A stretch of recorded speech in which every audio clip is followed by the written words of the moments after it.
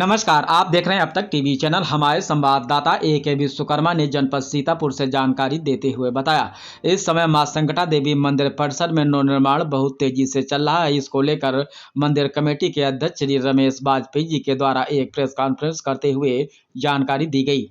साथ ही इसके श्री वाजपेयी जी ने मां संकटा देवी मंदिर की जगह मां संकटा देवी धाम का नाम दे दिया है।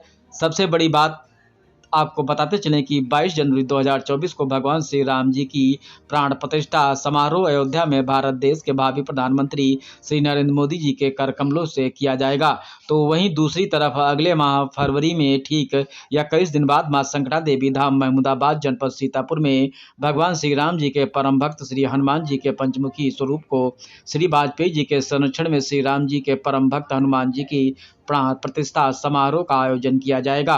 इस महत्वपूर्ण समारोह को सफल करने में श्री वाजपेयी जी ने सभी भक्तों से निवेदन किया है कि आपको बताते चलें कि इस कार्यक्रम को लेकर कुछ लोगों ने अनावश्यक टिप्पणी भी की है, मगर वाजपेयी ने इस टिप्पणी को नज़रअंदाज करते हुए अपने कर्तव्यों का पालन करते हुए सभी से इस महत्वपूर्ण कार्य में सहयोग करने के लिए निवेदन भी किया है।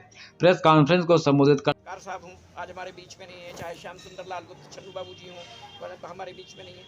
उनके नाम से भी, उनकी स्मृति में भी यहाँ लोकार्पण करवाएंगे। कुछ बाउंड्री वाल का या किसी भवन का नाम उनके नाम पर रखेंगे। हमारी सोच सकारात्मक है, पॉजिटिव है और पॉजिटिव रहेगी। हम इन पचड़ों में नहीं पड़ते, लेकिन हाँ, सच को सच कह देना, ये मैंने आदरणीय शास्त्री जी से सीखा है, आदरणीय पिताजी से सीखा है। वो मेरे संस्कारों में है, वो मेरे रक्त में है। और वो चीज़ अगर कोई सोचे कि वो समाप्त हो जाएगी, तो ऐसा संभव नहीं है। सच सुनने के लिए भी तैयार हैं, सच बोलने के लिए भी तैयार हैं।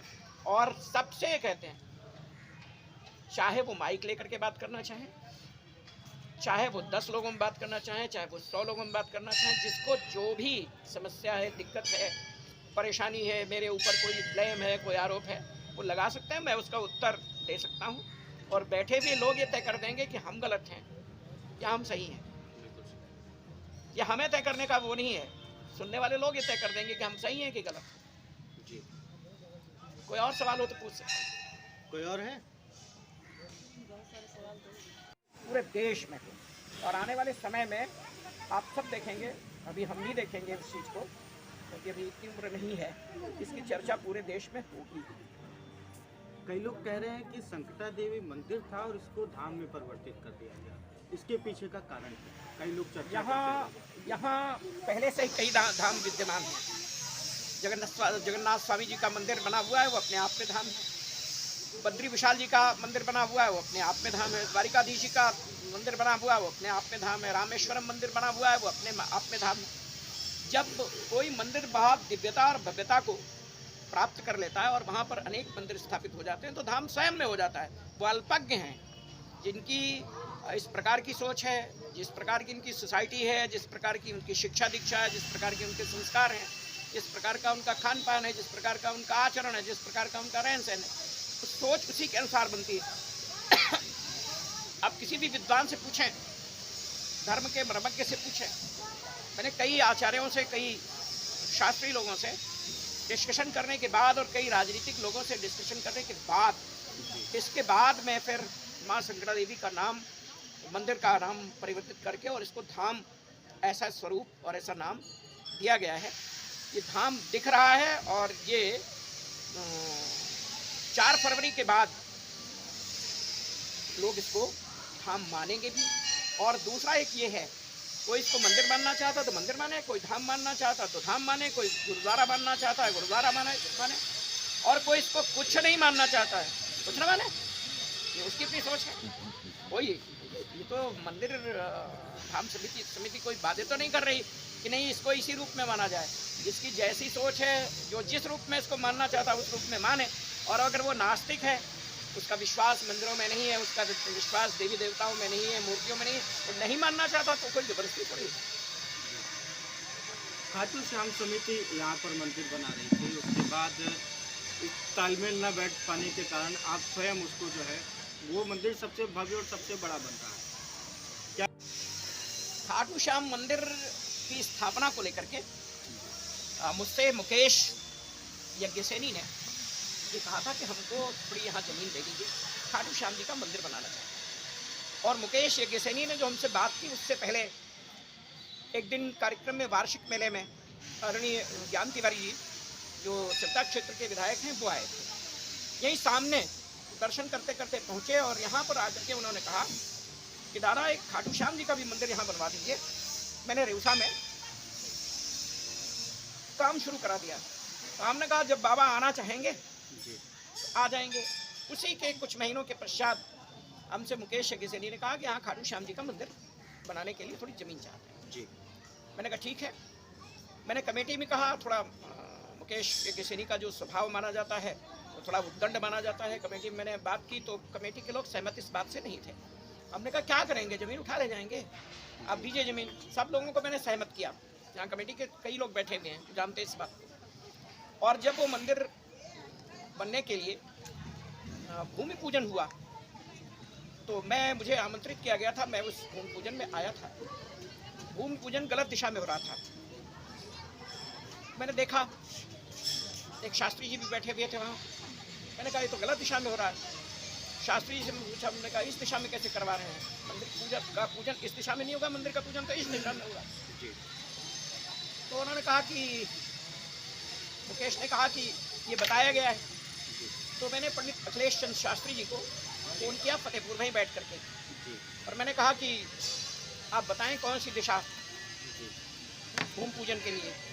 तो जो दिशा मैंने बताई थी वही दिशा उन्होंने बताई। और मैंने बताया किस आधार पे था, इससे पहले मैं जब घर में मंदिर का निर्माण मैंने अपने घर में करवाया था गांव में, तो मुझे वो दिशा याद थी, वही सोच करके मैंने बताया था। तो मैंने कहा इसको चेंज कर लीजिए। था क्या उसमें, और कुछ नहीं था। दूसरी दिशा में माननीय विधायक साकिन प्रताप वर्मा जी जिन्होंने पीताम्बरा माई मंदिर का निर्माण करवाया है, इनकी एक ट्राली बालू पड़ी हुई थी। उस बालू को उठाने में और शिफ्ट करने में थोड़ा पैसा लग जाता, 300-400-500 रुपये लग जाते हैं। तो जल्दी में वो उस तरफ कर दिया गया। तो उसमें मुकेश ने भी कहा, एक सज्जन ने और कहा कि अब जिधर हो रहा है ठीक है। तो हमने कहा हमको बैठना है, आप जिधर भी करोगे हम बैठे हैं, और हम पूरे समय में रहे।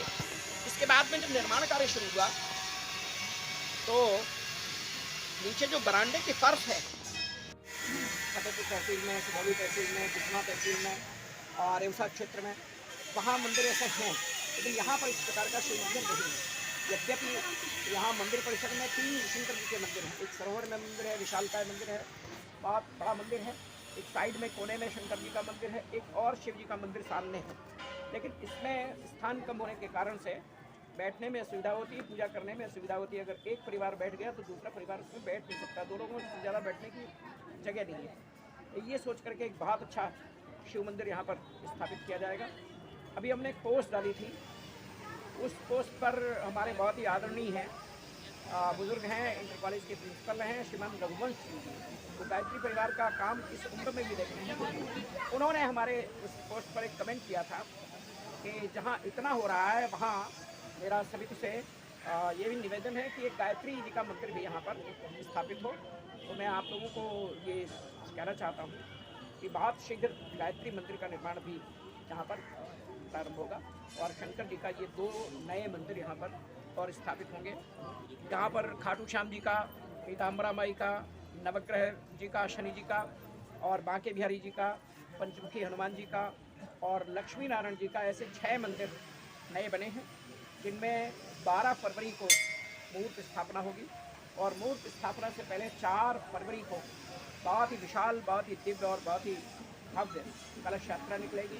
कलश यात्रा का जो शुल्क रखा गया है साड़ी और कलश समेत, वो 351 रुपये की सहयोग राशि रखी गई है। और जो कन्याएं अविवाहित हैं और कलश यात्रा में शामिल होना चाहती हैं, केवल कलश लेना चाहती हैं, तो उसकी धनराशि 101 रुपये ये रखी गई है। बुकिंग उसकी प्रारंभ हो चुकी है। तो ये तमाम सारे आयोजन होने हैं।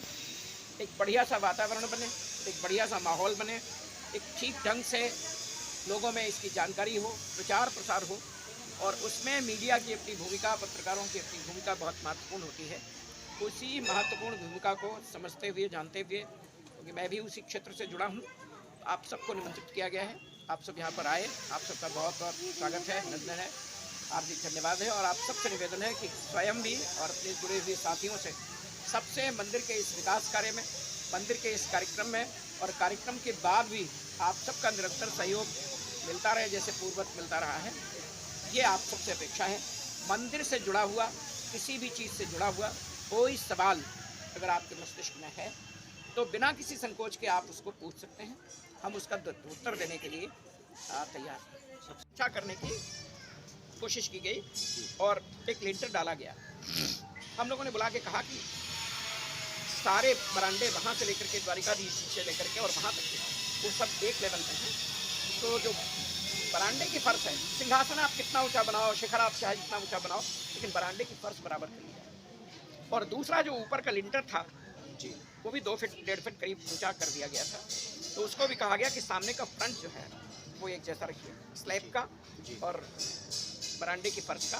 बाकी जैसा बनाना चाहते हैं वैसा बनाइए, लेकिन उसमें लोग सहमत नहीं हुए। उसमें एक ही 2 लोग ज़्यादा विरोध कर रहे थे। फिर इसके बाद में धीरे धीरे करके लोगों ने कहा हम लोग नहीं बनाएंगे। अब नहीं बनाएंगे तो फिर क्योंकि पूजन हो चुका था, इसलिए मंदिर बन नहीं था। बहुत ही दिव्य, बहुत ही भव्य मंदिर बन रहा है। और अब तो जो इसका पत्थर रहेगा निर्माण का लगेगा, उसमें हम निर्माणकर्ता माँ संगीता देवी धाम श्री खाटू श्याम सेवा समिति उसको लिखवाएंगे। और जो मूर्ति दान की है वो प्रवीण अग्रवाल जी ने की है, उनका भी नाम उसमें लिखवाएंगे। अपना कोई इस प्रकार का कमेटी का सोच नहीं, अपना सोच हमेशा सकारात्मक रहता है, आज भी सकारात्मक है। खाटू श्याम जी अगर कोई ये सोचे, रमेश वाजपेयी सोचें या कोई और सोचे कि खाटू श्याम जी सिर्फ हमारे हैं, तो ऐसा बिल्कुल नहीं है। माँ संगीता देवी कुछ लोगों की हैं, ऐसा बिल्कुल नहीं है। माँ संगीता देवी सबकी हैं, खाटू श्याम जी सबके हैं, सबकी श्रद्धा है, सबका विश्वास है, सबको वो फल देते हैं, सब दर्शन करने जाते हैं। खाटू श्याम जी की बहुत ही दिव्य, बहुत ही सुंदर प्रतिमा हम लोग ले आए जयपुर में बनने के लिए, और वहीं जयपुर से वो प्रतिमा राजस्थान वहाँ जाएगी खाटू श्याम जी के दरबार में, और उसके बाद में पूजित होने के बाद यहाँ आएगी और फिर उसकी स्थापना बहुत ही भव्यता के साथ, बहुत ही दिव्यता के साथ में होगी। हम आप सबके माध्यम से खाटू श्याम सेवा समिति के सभी लोगों से ये निवेदन करना चाहते हैं, आग्रह करना चाहते हैं, और कह लीजिए तो प्रार्थना करना चाहते हैं, ठीक है, इस बात की कि ये विवाद का विषय नहीं है। खाटू श्याम जी, खाटू श्याम जी प्रेम का विषय, आस्था का विषय, श्रद्धा का विषय है, भक्ति का विषय है, विश्वास का विषय है। तो आस्था, श्रद्धा, भक्ति और विश्वास, प्रेम और सहयोग, ये सब अपनाते हुए सब लोग इसमें भाग लें, सब लोग दर्शन करने आए, सब लोग पूजन करने आए, सब लोग उनका जो यश है उसकी गाथा जो है उसको गाएं और सब लोग आशीर्वाद प्राप्त करें। सर कुछ स्क्रीन नहीं है, 3 वर्ष तक उसमें हाथ नहीं लगाया गया। फिर कमेटी ने विचार किया कि अगर कोई धन हानि हो गई तब तो संभव है, लेकिन अगर कोई जन हानि हो गई तो संभव नहीं होगा, फिर उसको कटवाया गया। और ये सामने पीपल का पेड़ है, इसकी कुछ डालियाँ मंदिर को ढकती थी, उसके कारण से मंदिर को डैमेज होने की स्थिति आ सकती थी, उन कुछ डालों को भी कटवाया गया। साइड में 2 पेड़ लगे दिए थे, आपने देखा गेट पूरी तरह से डैमेज हो गया है, उन वृक्षों को भी वहाँ से हटाया गया। प्रयास ये है कि जब कार्यक्रम होगा तो 5 यहाँ पर वृक्ष पंचपल्लव, जिसमें पीपल, गूलर, बरगद और नीम, ऐसे 5 वृक्ष यहाँ पर लगाए जाएंगे। और एक वृक्ष लगता है जिसको कहते हैं त्रिलहरी, वो तिलहरी का पेड़ भी यहाँ पर लगाया जाएगा। तो द्राक्ष का पेड़ हम लेकर के आए हैं, उसको यहाँ स्थापित करेंगे। पारिजात का वृक्ष जो लेकर के आए हैं उसको स्थापित करेंगे। ऐसे कुछ वृक्षों को भी यहाँ पर उचित स्थान दे करके कि आज लगवाने के बाद में कल दिक्कत ना आए, ऐसा सोच करके इसके बाद में कार्य किया जाएगा। माननीय विधायक श्रीमती आशा मौर्य जी की बहुत कोशिशों के बाद में शासन से 87 लाख रुपए का एक प्रोजेक्ट यहाँ पर स्वीकृत हुआ। 160 फीट लंबा और 9 स्टेप का यहाँ पर घाट बन करके तैयार है। इसका लोकार्पण इसी कार्यक्रम के दौरान होगा। जो बहुत अच्छा यज्ञ स्थल इसको आप सबने देखा, इसका लोकार्पण होगा। साइड में सत्संग भवन बन रहा है 60 बाई 120 फीट का, उसका लोकार्पण होगा। उसके बगल में जो एक बहुत बड़ी समस्या थी मंदिर के सामने, हमारी माताएं मैंने बहुत दूर दूर से आती थी, उनको वॉशरूम की दिक्कत थी, तो ऐसा वहाँ पर एक सुलभ शौचालय वो बन रहा है, उसका लोकार्पण होगा। इधर हमने आपको ऑफिस दिखाया और आपको बूथ दिखाया, उसके आगे रिसेप्शन हाउस रूम दिखाया, उसके बगल में जो एक हॉल बना है उसको दिखाया। इन सब का लोकार्पण होगा। इधर बाईं साइड में आप देख रहे हैं ये जो इंटरलॉकिंग होनी है इसका लोकार्पण होगा। इधर साइड में जो बाउंड्री वाल बनी है 400 फीट से ऊपर, उसका लोकार्पण होगा। तो तमाम सारे कार्यों का लोकार्पण होगा। और प्रयास ये है, माता रानी की इच्छा भी है कि आने वाले समय में यहाँ पर एक दिव्य और भव्य बहुत ही विशाल शंकर जी का मंदिर वो बनाया जाएगा। हमें शंकर जी का मंदिर बनाने के लिए भक्त की प्राप्ति हो गई है, वो बनवाएंगे। और वो मंदिर ऐसा बनाया जाएगा जिसमें 150 लोग बैठ करके एक साथ रुद्राभिषेक कर सकें और सावन में कांवरिये उसमें जल चढ़ा सकें। अपने क्षेत्र में कोई ऐसा शिव मंदिर नहीं है जहाँ पर कांवड़ यात्रा लेकर के लोग आते हैं, जलार्पण करते हैं। आगामी कार्यक्रम है वो किन किन तिथियों को और क्या क्या? 3 फरवरी को ध्वज की स्थापना होगी जी। 4 फरवरी को संडे है, 4 फरवरी को कलश यात्रा होगी जी। और कलश यात्रा के साथ ही रामकथा शतचंडी महायज्ञ यह शुरू हो जाएगा। जी। शतचंडी महायज्ञ 5, 6, 7, 8, 9, 10, 11 और 12 में चलेगा। जो रामकथा है वो 4 से लेकर के 10 फरवरी तक चलेगी। 12 फरवरी को मूर्तियों की स्थापना होगी और 11 फरवरी को मूर्तियों को नगर में शोभा यात्रा के माध्यम से भ्रमण पर, मंदिरों के भ्रमण पर ये निकाला जाएगा। 12 फरवरी को ही भंडारा होगा और 12 फरवरी को ही राष्ट्रीय कवि सम्मेलन होगा। भंडारा दोपहर में होगा? भंडारा मूर्तियों की स्थापना के तुरंत बाद होगा, दोपहर के बाद। सर कौन कौन से जो मंदिर हैं जिनमें जो है मूर्तियाँ रखी जानी है? उसमें श्री बांके बिहारी जी जी, शनिदेव जी, पूरे और नवग्रह, पीताम्बरा माई, खाटू श्याम जी, पंचमुखी हनुमान जी और लक्ष्मी नारायण जी, ऐसे 6 मंदिरों में मूर्तियां विराजित होंगी। जैसा कि अभी सोशल मीडिया पे पेड़ों को लेकर के बार बार इशू आ रहा था, आपने दिखाया अभी भी मिल जो लोग कह रहे हैं कि लगातार जो यहाँ पे एक बार पेड़ का विरोध किया गया उसके बाद भी पेड़, क्या कुछ कहना चाहेंगे इस बारे में? देखिए ऐसा है कि बाबा विश्वनाथ जी में अभी जब निर्माण कार्य चल रहा था, वहाँ कॉरिडोर बन रहा था, तो उस कॉरिडोर की चपेट में कई छोटे छोटे मंदिर आए। किसी चीज़ को भव्य, दिव्य और सुंदर बनाने के लिए अगर कुछ चीज़ें उसमें अवरोध स्वरूप हैं तो उनको बिना हटाए उसकी दिव्यता और उसकी भव्यता जी, ये बनाई नहीं जा सकती। जिस नीम के पेड़ को लेकर के हमारे एक सज्जन ने अपने ज्ञान के अनुसार टिप्पणी की, उसको मैंने डाला था, उसमें 3 लोग एक साथ, नीचे का जो सिरा था 10 फीट का, उसमें 3 लोग एक साथ लेट करके और इसके बाद में इधर से उधर निकल सकते थे। आज तो लोग ये ज्ञान दे रहे हैं, कल अगर वो नीम का पेड़ गिरता और किसी की डेथ हो जाती, किसी को चोट चपेट लग जाती है, तब वही लोग ये ज्ञान देते कि शाम को नित्य प्रति आरती में जा रहे हैं, है ना, और चश्मा भी अभी नहीं लगता है, लेकिन दिखाई नहीं पड़ा। तो जिनको कहना है वो कहेंगे, जिनको करना है वो करेंगे। हम इसकी फिक्र नहीं कर रहे हैं कि कौन क्या कह रहा है, हमको और सभी को फिक्र इस बात की है कि इस मंदिर को कैसे दिव्य भव्य और ऐसा स्वरूप दिया जाए कि इसका अवसर देते हैं कि उनके माध्यम से मंदिर का विकास होता है। तो ऐसे में बात कर पाना सहज होता है या कठिन होता है? नहीं, हम तो सबका स्वागत करते हैं, लेकिन एक अपनी आदत बड़ी खराब है बचपन से।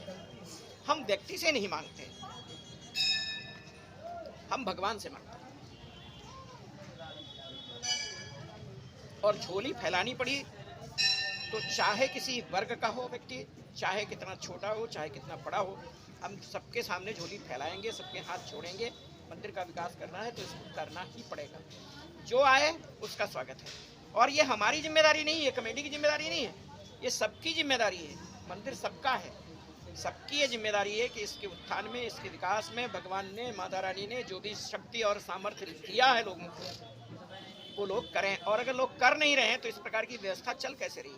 86,000 रुपये पर मंथ का मंदिर का खर्च है। वर्ष भर में जब मंदिर की पुताई होती है तो 2.5 लाख रुपए लगता है। प्रतिवर्ष रावण और मेघनाथ के पुतले बनते हैं, दहन होता है, वृंदावन से पार्टी आती है, और ये मिलाकर के खर्च 1.5 लाख से ऊपर का होता है जी। प्रत्येक माह को महाआरती होती है, प्रसाद की व्यवस्था, श्रृंगार की व्यवस्था, सुबह शाम आरती होती है, प्रसाद की व्यवस्था, नित्य प्रति शाम को आरती होती है संगीत में, उसके बाद में प्रसाद की व्यवस्था, दीपक की व्यवस्था, पुजारी जी का वेतन, इसके बाद में जो 3 कर्मचारी हैं उनका वेतन, सफाई कर्मी है उसका वेतन, ये सब मिलाकर के पूरा अगर आप जोड़ दीजिए 86-87 हज़ार रुपये पर मंथ का इसका खर्च है। अगर अकस्मात कोई हमसे कहे कि इतना खर्च है तो मैं भी शायद उतनी जल्दी विश्वास नहीं करूँगा, लेकिन मैंने आपको जुड़वाया कि इतने प्रकार का ये खर्च है। बिजली का बिल अलग है। तो ये सब अगर लोग कर नहीं रहे हैं तो आ कहाँ से रहा है। स्वाभाविक रूप से भक्ति ही कर रहे हैं। कोई 1 रुपया कर रहा है, कोई 1000 कर रहा है, कोई 1 लाख कर रहा है, तो कोई अब हमारे संरक्षक जी हैं नारायण दास अग्रवाल जी 2 रूम पर बनवा रहे हैं, 6 लाख रुपए वो दे चुके हैं, तो 2 बेड अलग से। हमारे एक लखनऊ के मित्र हैं विशाल जी, उन्होंने 1 रूम बनवाया है, 1,01,111 रुपये डॉक्टर आरती शुक्ला जी ने दिया है, 1,11,111 रुपये डॉक्टर मणि मिश्रा जी ने दिया है जी। तो ऐसे हैं भक्त, तमाम भक्त ऐसे हैं जिन्होंने चांदी दान की, उन सब के नाम अंकित करवाएंगे। पत्थर बनने जा रहे हैं जिन्होंने जिस प्रकार का सहयोग किया है मंदिर में, उन सब के नाम शिलापट पर ये अंकित करवाएंगे। हमारी समिति के प्रारंभिक जो देखभाल करने वाले लोग रहे, चाहे वो तो बैठे हैं, मेंबर हैं, कोषाध्यक्ष जी हमारे शिवदास परिवार जी, इतने बुजुर्ग आदमी हैं, 76 साल की उम्र है, लेकिन एक पैसे का हिसाब, क्योंकि यहाँ बड़ी आस्था और श्रद्धा से लोग 5 रुपये, 2 रुपये, 1 रुपये, 50 रुपये, 100 रुपये, इस तरह से लोग चढ़ाते हैं। हाँ, ये जरूर है कि वो पॉइंट्स जहाँ से यहाँ पर व्यवस्थाएं होती थी, मैं सेवा में आया तो मैंने सबसे पहले वो गेट बंद करवाया, जिस गेट से विद्यालयों के बच्चे आकर के और बच्चियाँ आकर के यहाँ पर वो पिकनिक बनाते थे, सबसे पहला वो काम किया। विरोध हुआ, उन लोगों को आज भी पीड़ा है, कष्ट है, लेकिन वो बंद करना आवश्यक था। कुछ और पॉइंट्स थे जहाँ से गड़बड़ होता था, उन पॉइंट्स पर भी ये कोशिश की गई कि अब ये तो स्वाभाविक रूप से काम करोगे तो विरोध होगा। इतना सब कुछ बनवा रहे हैं तो लगभग अभी तक का कितना खर्चा है ये तो हमारे कोषाध्यक्ष जी बता पाएंगे, लेकिन हम ये जान रहे हैं कि कमेटी इस समय करीब 25 लाख रुपए के ऋण में चल रही है, 25 लाख से ऊपर। और अभी जो आयोजन होगा उसको मिलाकर के कमेटी कम से कम 40 लाख रुपए से ऊपर ऋण में ये रहेगी। अब कार्यक्रम में माता जी जितनी कृपा कर देंगी, हो सकता है प्लस में कर दें, ये तो उनके ऊपर। अयोध्या में श्री राम जन्मभूमि बन रही है और यहाँ पे माँ शांता देवी धाम का विकास हो रहा है। इन दोनों बातों को लेकर के आप क्या कहें? संयोग है, एक संयोग है, सुखद संयोग है। 22 जनवरी को रामलला विराजमान होंगे, ठीक 21 दिन के बाद 12 फरवरी को यहाँ विभिन्न मंदिरों में तमाम सारे हमारे देवी देवता ये विराजमान होंगे। संयोग है, कोई प्लानिंग नहीं है। वहाँ राम जी होंगे, यहाँ हनुमान जी होंगे, हनुमान जी भी होंगे, माता जी होंगी, बांके बिहारी जी होंगे। शनिदेव का यहाँ बढ़िया मंदिर नहीं था। उत्तर भारत में नवग्रह मंदिर बहुत कम पाए जाते हैं। हम एक ऐसा मंदिर यहाँ पर बना रहे हैं जिसमें किसी व्यक्ति का कोई ग्रह अरिष्ट हो, उस ग्रह की पूजा, उस ग्रह की शांति के लिए हवन और किसी प्रकार का और अगर विधान है तो उसको संपादित करवा सके, पूर्ण करवा सके, इस प्रकार की व्यवस्था करते हैं। और हम विश्वास दिला सकते हैं आपको, पूरी ईमानदारी के साथ, पूरे समर्पण के साथ, पूरी निष्ठा के साथ, पूरी भक्ति के साथ, पूरी श्रद्धा के साथ, पूरे विश्वास के साथ और पूरे आत्मविश्वास के साथ काम को कर रहे हैं कमेटी के सब लोग। और आने वाले समय में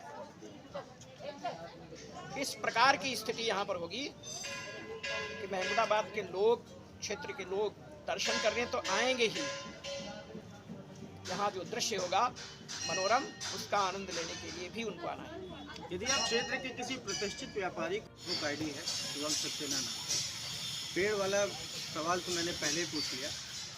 दूसरी जो एक पोस्ट पड़ी दिसंबर 24 को 2023 में, उसमें लिखा हुआ है पुरानी धरोहर को उजाड़ने वालों मैया जी का क्रोध सह नहीं पाओगे, सच है ना? अब ये तो देखिए ऐसा ना, यहाँ शराब पीने वाले लोग, स्मैक पीने वाले लोग, ठीक है ना, और जुआ खिलाने वाले लोग ये तय नहीं कर सकते बिल्कुल कि मैया जी क्या चाहती हैं, मैया जी क्या करेंगी, जी मैया जी को क्या करना है। ये मैया जी को तय करना है कि उन्हें क्या करना है, कब करना है, कैसे करना है, कहाँ करना है, ठीक है ना, किसके ऊपर करना है। तो बस इतना कहना है, ये कोई ऐसे लोग नहीं तय कर सकते। इस दुष्प्रचार को आप किस तरीके से लेते हैं? हम तो, हमारा कहीं ध्यान ही नहीं है, ये दुष्प्रचार नहीं है, ये एक प्लानिंग है। और इस प्लानिंग में कुछ लोग हैं लगे कि किसी तरह से इन निर्माण कार्यों को प्रभावित किया जाए, किसी तरह से आयोजन को प्रभावित किया जाए, किसी तरह से डिस्टर्बेंस क्रिएट किया जाए। हमारा ध्यान वहाँ नहीं है, कमेटी का ध्यान वहाँ नहीं है। कमेटी का ध्यान, हमको चिड़िया की आँख दिखाई पड़ रही है, ना हमें पेड़ दिखाई पड़ रहा है, ना हमें डालें दिखाई पड़ रही हैं, ना हमें पत्तियाँ दिखाई पड़ रही हैं, ना हमें चिड़िया दिखाई पड़ रही। हमको चिड़िया की आँख दिखाई पड़ रही है, जिसका भेदन करना है।